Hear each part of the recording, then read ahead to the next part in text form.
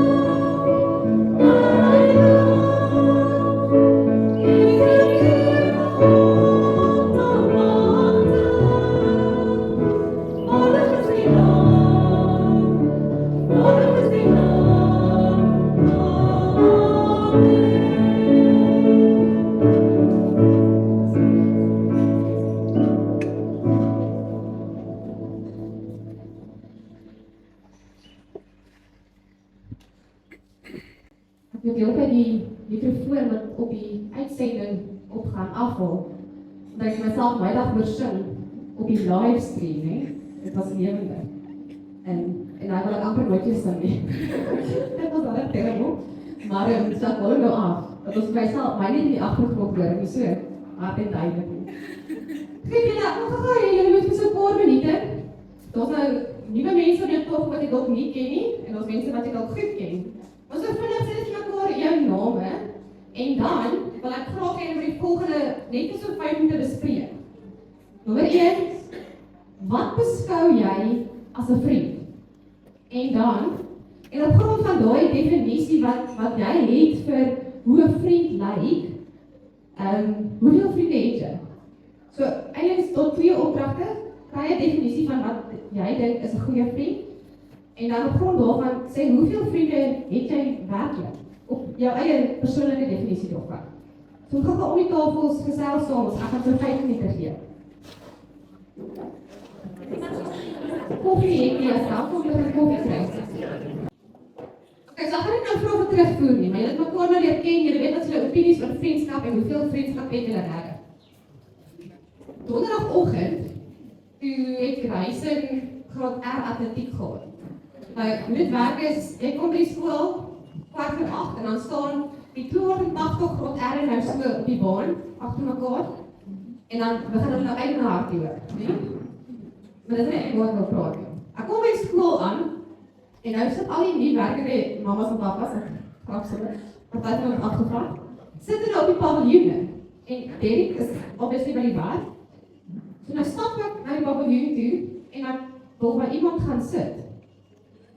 Dan kyk ek so, dan kyk so, en ek word amper ontnigter deur die gevoel van, ja, ek ken 'n paar gesigte hier en daar, maar na 3 kwartale in graad R, het ek nie vrymoedigheid om by een van my ouers te gaan sit nie.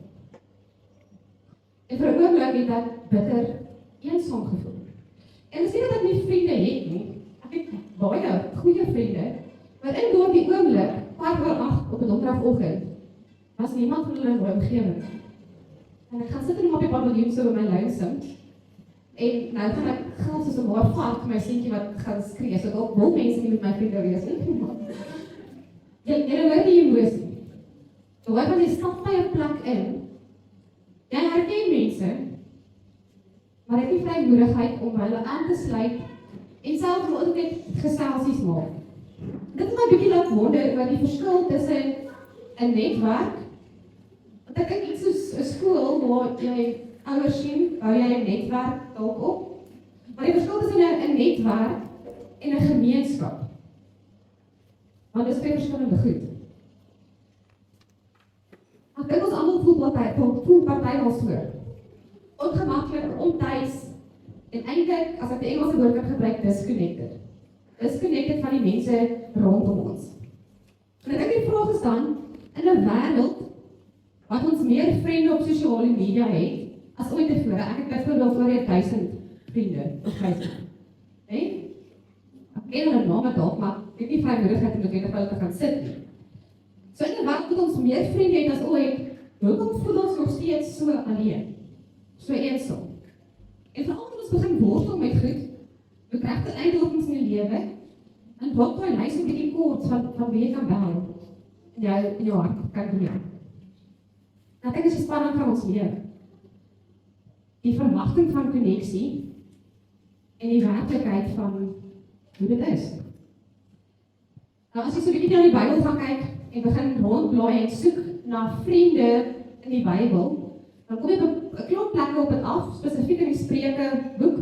Daar's 'n klomp gewillige kort sinnetjies oor vriendskap. Byvoorbeeld Spreuke 17 vers 7 sê, 'n vriend het altyd lief. Johannes 15 vers 13 noem dat niemand groter liefde het as om sy lewe vir 'n vriend af te lê. Dis wat ek so in die foto gebruik het.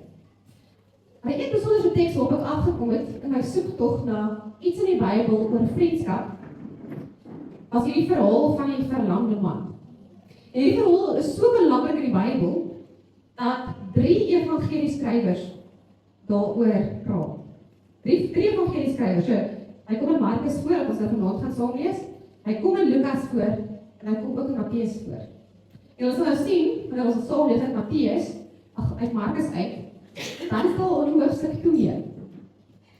So baie vinnig in die evangelie word hierdie verhaal vertel, omdat dit so 'n belangrike deel van Jesus se bediening uitmaak. Nou wil ek graag hê dit saam lees. Markus 2 van vers 1. Ek hoop julle kan sien dalk, maar hy is ook op die papier. Toe Jesus na 'n paar dae weer in Kapernaum kom, het dit bekend geword dat hy by die huis is. Baie mense het daar saamgedrom, sodat selfs by die deur nie meer plek was nie. Hy was besig om met hulle oor sy boodskap te praat. So kry jy die prentjie. Hulle is in 'n antieke eerste eeuse huis. Dit is gewoonlik so 4 mure, dit is op pilare, so 'n bietjie met beesmis aan die kante gesmeer, waarskynlik. En daar's nie plek vir 'n muis nie. Okay. So die mense is so opgewonde oor hierdie Jesus, hulle sit die plek vol. Daar kom die mense wat 'n verlamde man na hom toe bring. 4 van hulle het hom gedra. Toe hulle hom weens die gedrang nie by Jesus kon kry nie, hulle word so vol, hulle kan nie die verlamde mens tot by Jesus kry nie, breek hulle die dak reg bokant hom oop. En nadat hulle 'n opening in die dak gemaak het, laat hulle die draagbaar waarop die verlamde man gelê het, daardeur afsak. Toe Jesus hulle geloof sien, sê hy vir die verlamde: "Vriend, jou sondes word vergewe." Maar sommige van die skrifgeleerders het daar gesit en hulle het afgevra: "Waarom sê hy so? Hy praat mos God lasterlik. Wie kan sondes vergewe behalwe God alleen?" Jesus het dadelik geweet dat hulle by hulle self so redeneer. Hy sê toe vir hulle: "Wat redeneer julle by julle self hieroor? Wat is makliker? Om vir 'n verlamde man te sê, jou sondes word vergewe, of te sê, staan op, vat jou draagbaar en loop? Maar ek gaan nou vir julle die bewys lewer, dat die Seun van die mens volmag het op die aarde, om sondes te vergewe." Hy sê toe vir die verlamde man: "Ek sê vir jou, staan op, vat jou draagbaar en gaan huis toe." Hy het opgestaan, dadelik sy draagbaar gevat en voor die oë van almal uitgestap. Hieroor was hulle almal verbaas, en hulle God geprys en gesê: "So iets het hulle nog nooit gesien." Nou, julle sal sien, dis die 3 van die evangelies vertel Markus met die meeste besonderhede, met die meeste detail. Hierdie verlamde man word na Jesus toe gebring in 'n stampvol huis. En die vriende besef, ons geen ander manier om hierdie verlamde mens by Jesus uit te bring as om 'n gat in die dak te maak. Met ander woorde, hierdie mense moes heeltemal teen die konvensionele dinge van daai tyd, ons noem dit sommer maar huisreëls gaan, 'n stuk van die huis uitbreek wat maklik was, want dit was so nie so stewig gewees nie. Breek die dak oop, daar waar al die mense sit, en kry hierdie verlamde man by Jesus uit. In hulle kultuur was dit ongewoon. Die privaatheid en eiendom om so iets blaatant van die gasheer te ignoreer was ongewoon. Dit sosiale norme oorskry. En ek dink, dis hier waar die onkonvensionele morsige daad amper die hoogtepunt van die verhaal word. Want net daar sê die Bybel, en hier is Jesus sy eie woorde, toe Jesus hulle geloof sien. In ander woorde, Jesus het nie na die verlamde man gekyk en gedink, op grond van sy geloof gaan ek nou die wonderteken doen nie. Op grond van die mense wat hom hier aangebring het.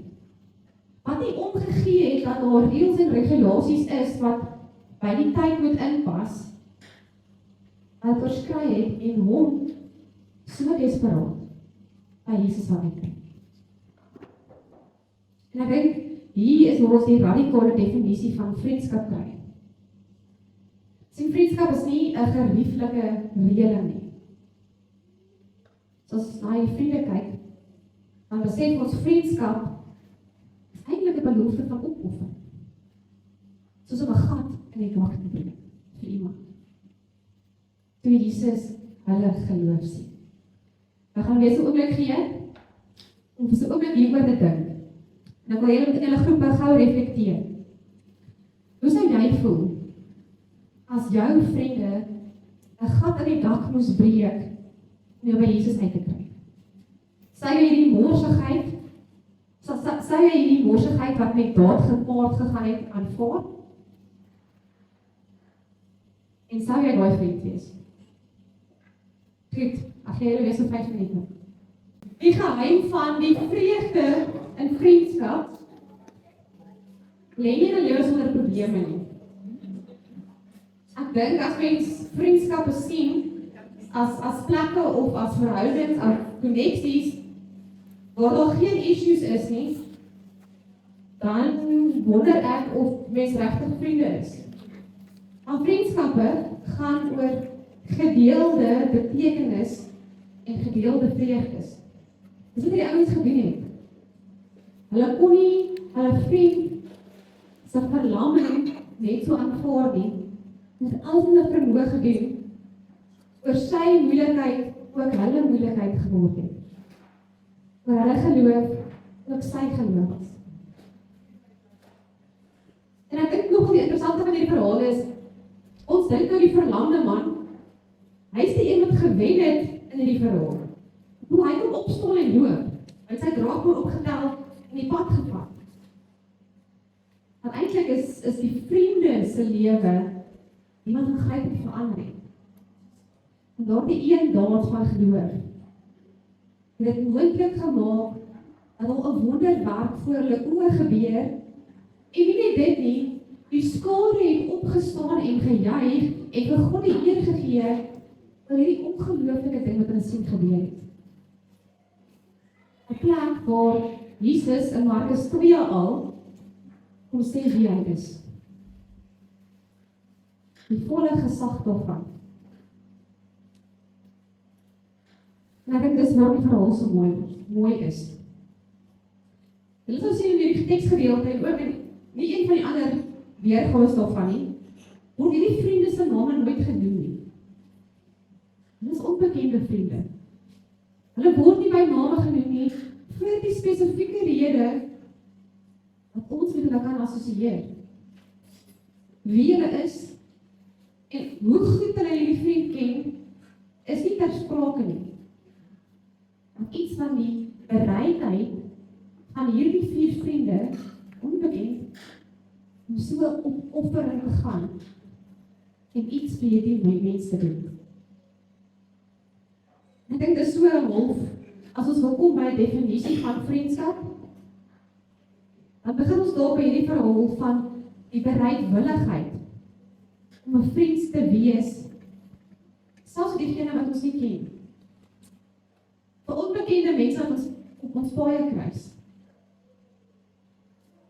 En ek dink dit vra dat ons partymal buite ons persoonlikheidstipe, ek dink as ons moet hande opsteek van wie is introverte, wie hou nie van small talk nie, wie meng moeilik, dan gaan 'n hele paar van ons hande opsteek, want dit is nie vir ons persoonlikheid gemaklik nie, maar hierdie teks daag ons uit om so 'n bietjie buite ons persoonlikheid, buite ons comfort zone uit te breek en te sê, in plaas daarvan om vriende te soek, iemand wat vir my 'n vriend kan wees, kom ek gaan wees 'n vriend vir iemand.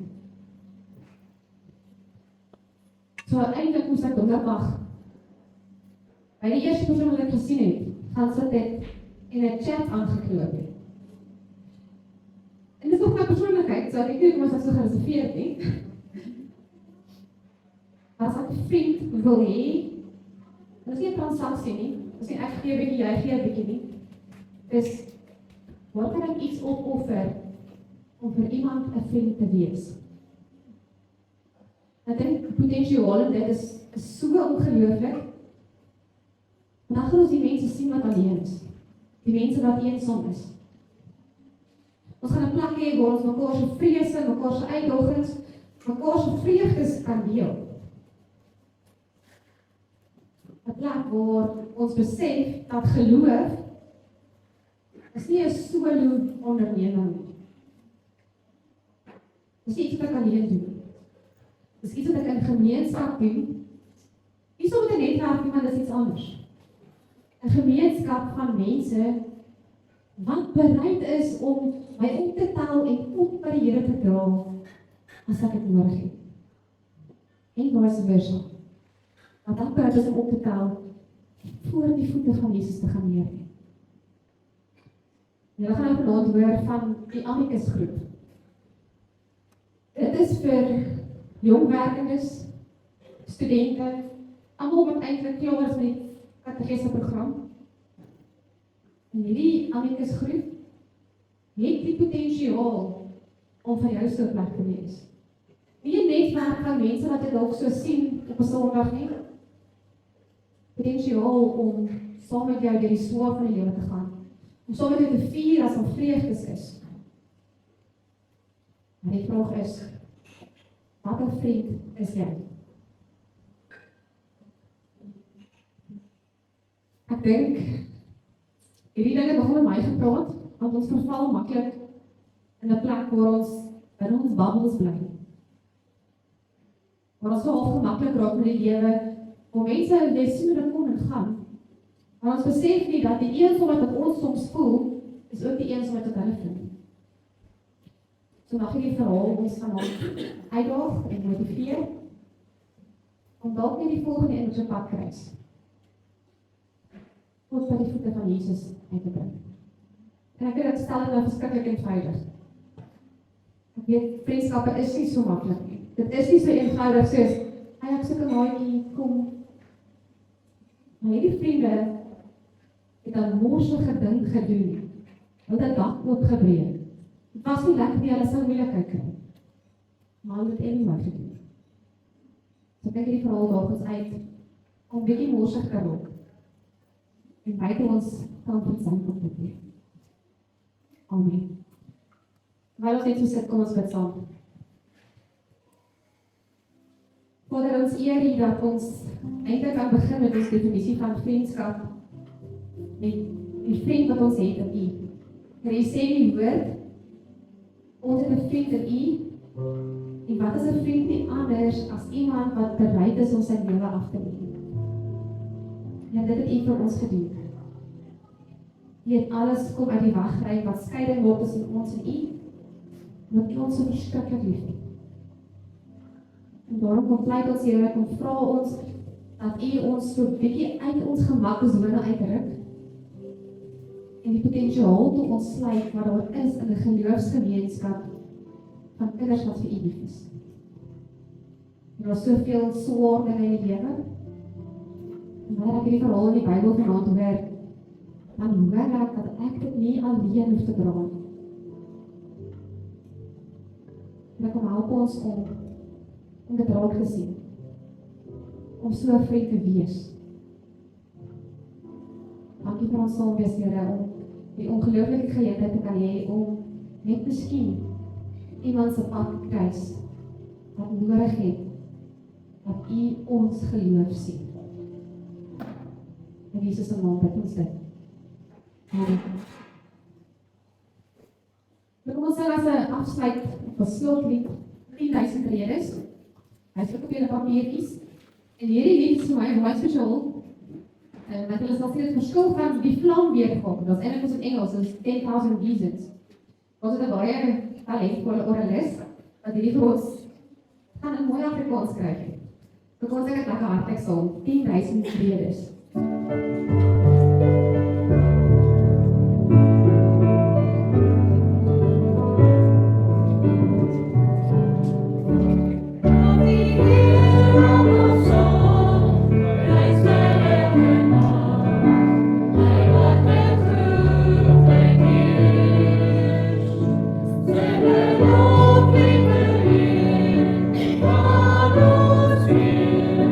Wat er al veel en zo.